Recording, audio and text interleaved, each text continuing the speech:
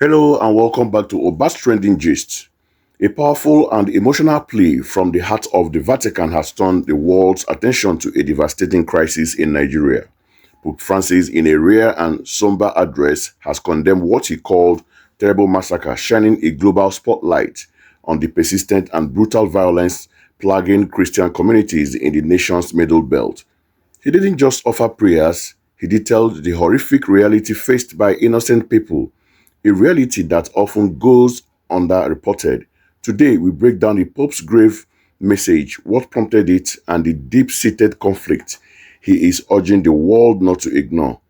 So, during a public address, a visible moved Pope Francis spoke directly about a specific brutal attack that occurred in Nigeria. He named the date and the location, ensuring the victims of this tragedy were not just statistics. He detailed an incident on the night of June 13th and 14th in the town of Yelwata in Guma local government area of Benue State. The Pope made a crucial point about who the victims were, some of the most vulnerable, internally displaced people who had fled previous violence and were seeking safety at a local Catholic mission, only to be met with more terror. Here is exactly what the Holy Father had to say. Just sit back and watch. Nella notte tra il 13 e il 14 giugno, nella città di Yelewata, nell'area amministrativa locale di Guma, nello stato di Benue, in Nigeria, si è verificato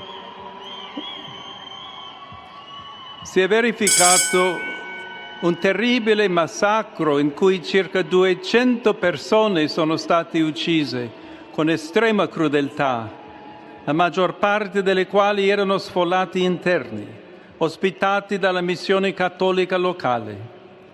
Prego affinché la sicurezza, la giustizia e la pace prevalgano in Nigeria, paese amato e così colpito da varie forme di violenza.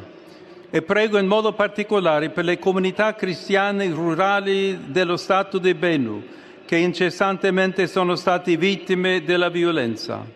So, this is a translation of what he said. On the night of 13th and 14th June in the town of Yewata in the Guma local government area in Benue State in Nigeria, a terrible massacre occurred in which around 200 people were killed with extreme cruelty, most of whom were internally displaced persons hosted by the local Catholic mission. I pray that security, justice, and peace will prevail in Nigeria, a beloved country so affected by various forms of violence. And I pray in a special way for the rural Christian communities in Benue State who have been unceasingly the victim of violence. That's where his prayer ended. So let's continue with the breakdown. Killing with extreme cruelty, the Pope's word, paints a grim picture of the reality on the ground in Benue State. So what is the conflict he's referring to? For years, this region, often called Nigeria's Middle Belt, has been the epicenter of a complex and deadly crisis. It is often oversimplified as a farmer-herder conflict.